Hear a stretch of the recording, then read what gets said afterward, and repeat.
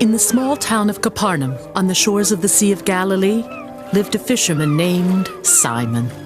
Simon was a good man, even though he sometimes spoke or acted before he thought things through. Simon worked hard to provide for his family. He was married, and we know that his mother-in-law lived in his house. Simon also had a brother, Andrew, who introduced him to Jesus. I can't believe what a miraculous catch of fish we made. We fished all night and caught nothing, and then you come, Master, and there are fish everywhere. I don't know how to thank you. Maybe I should give you half of the profit we'll make. No, thank you. I am not a fisherman, but I will make you fish for people. Fish for people? What do you mean by that? Come, and I will show you. Simon left everything, nets, boat, family, and followed Jesus. Simon and 11 other men became Jesus' closest followers. We call them the Apostles. People call me by many names, but you, who do you say that I am? You are the Christ, the Son of the living God.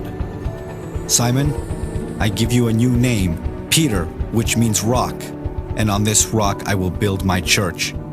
To you I give the keys of the kingdom of heaven.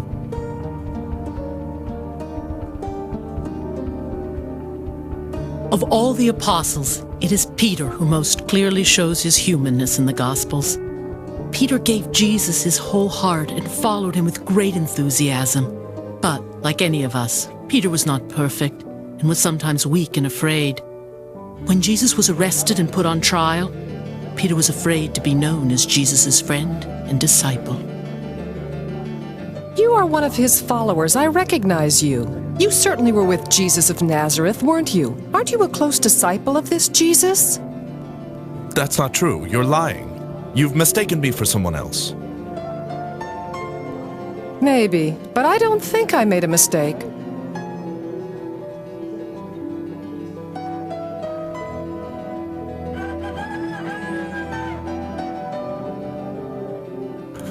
Oh, my Lord, my God, what have I done? Forgive me. You know how weak, how afraid I am. Forgive me. After Jesus rose from the dead, Peter and the other apostles told everyone about the Lord. Christianity spread from Jerusalem to all of Palestine and throughout the then-known world. Peter guided the early church and eventually went to Rome to continue preaching and to help the Christians there. Tradition tells us that when persecution broke out in Rome, the Christians begged Peter to leave so that he wouldn't be killed.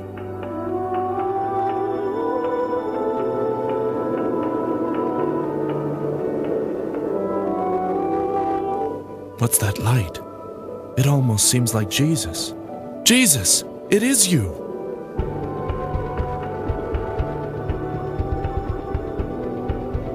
Where are you going, Lord? Where are you going that I may go with you? I'm going to Rome to be crucified again. The Good Shepherd gave his life to save everyone, especially sinners. The Christians of Rome need a shepherd.